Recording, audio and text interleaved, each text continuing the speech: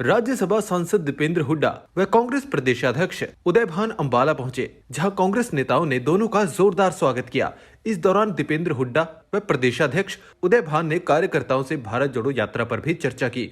दीपेंद्र हुड्डा ने मीडिया से बातचीत करते हुए कहा कि हरियाणा में भारत जोड़ो यात्रा का पहला चरण कामयाब रहा। लोग भाजपा जजपा सरकार से दुखी हैं, इसीलिए बढ़ चढ़कर यात्रा में शामिल हो रहे हैं। उन्होंने कहा दूसरा चरण भी कामयाब रहेगा, पानीपत की रैली भी रिकॉर्ड तोड़ेगी। सबसे पहले तो हम अपने भाई युवा कांग्रेस के अंबाला के हमारे अध्यक्ष भाई प्रतीक को बहुत शुभकामनाएं देते जो है एक वैवाहिक जीवन में इनका बड़ा सुखमय जीवन रहे और हमारी ढेरों खुशियाँ भगवान इनकी दोनों की झोली भर दे भगवान, ऐसा आज हमारा भावना है अध्यक्ष जी की और हमारी। और दूसरा ये राहुल गांधी जी आ रहे हैं दूसरे चरण में। प्रथम चरण में हम हरियाणा वासियों का धन्यवाद करते हैं कि हरियाणा वासियों ने बहुत रिकॉर्ड तोड़ मान सम्मान किया। उस बात का प्रतीक है कि हरियाणा में सभी लोग भाजपा जजपा की नीतियों से त्रस्त हैं, बदलाव चाहते हैं। बेशुमार बेरोजगारी, रिकॉर्ड तोड़ महंगाई, भ्रष्टाचार और आपसी भेदभाव, इन बातों की जो नीतियां रही हैं बीजेपी और जेजेपी की, उन नीतियों से लोग तंग आ चुके हैं और कांग्रेस की तरफ आशा बड़ी नज़र से देख रहे हैं। यही कारण था राहुल गांधी जी जब पहुंचे हरियाणा में तो देश में सबसे ज़्यादा मान सम्मान स्वागत उनका 3 दिन जब हरियाणा में रहे, गुड़गांव, फरीदाबाद और मेवात वहाँ हुआ।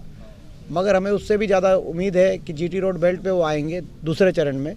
5 तारीख की रात को हम पानीपत आके रात्रि विश्राम का कार्यक्रम है और 6 को पानीपत में बहुत बड़ी एक महाकुंभ रैली पानीपत की, एक आर पार की रैली पानीपत में होगी कांग्रेस पार्टी की।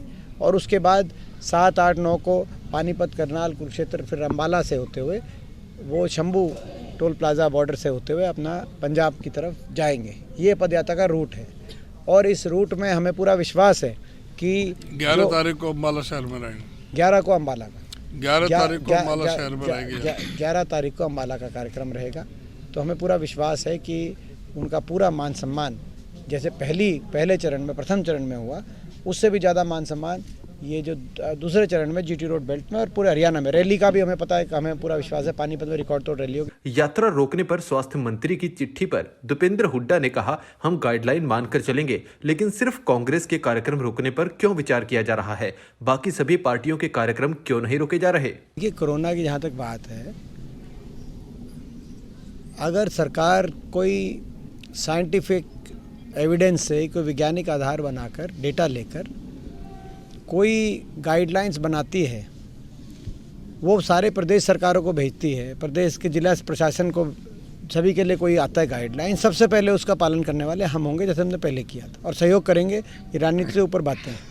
लेकिन यदि सरकार ना तो किसी प्रदेश सरकार को चिट्ठी लिखे, ना बीजेपी को लिखे, ना जेजेपी को लिखे, ना किसी और पार्टी को कोई चिट्ठी लिखे, सारी पार्टी अपने प्रोग्राम करें और केवल कांग्रेस पार्टी को चिट्ठी लिखे कि भाई आप यात्रा बंद करो, भारत जोड़ो, आप चीन से फ्लाइट तो बंद कर नहीं रहे, तो ये कहीं केवल अगर कोई गाइडलाइन केवल कांग्रेस के लिए जारी होगा तो हमें स्वीकार्य नहीं है।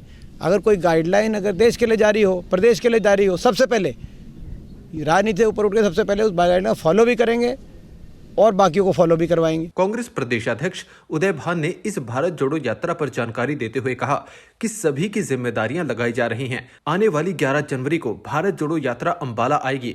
उन्होंने कहा यात्रा से बदलाव आएगा। 2024 में कांग्रेस 80 पार करेगी और सरकार बनाएगी।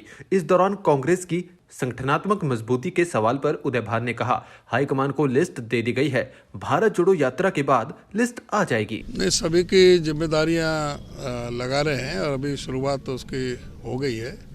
कल हमने अंबाला लोकसभा क्षेत्र की कार्यकर्ता मीटिंग पीसीसी ऑफिस में चंडीगढ़ बुलाई है। फिर 30 को कैथल है, मेयर हुड्डा साहब जा रहे हैं। 29 को कैथल और 30 को भिवानी पार्लियामेंट सीट की। इधर को एमपी साहब के अलग से प्रोग्राम है।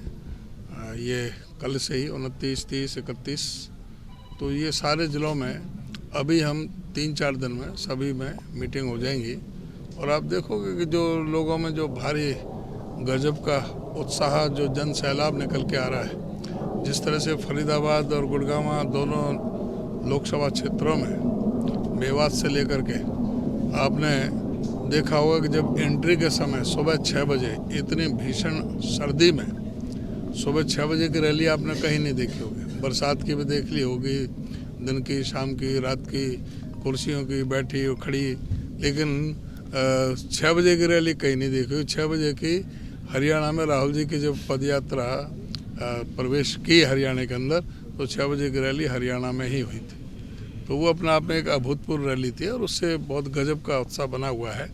और आप देख रहे हैं कि उसके बाद दिल्ली में भी जब एंटर किया तो दिल्ली में भी गजब का उत्साह देखने को मिला। अभी करनाल जाएंगे और अभी जो अब करनाल हमारी अभी मीटिंग है, अब यहाँ से सीधा हम करनाल जा रहे हैं, तो करनाल ज़िले की मीटिंग अभी लेंगे और उसके बाद हमारा मतलब आज से ही शुरुआत हो गई और ये 4 दिन में हम सारे ज़िले कवर कर देंगे।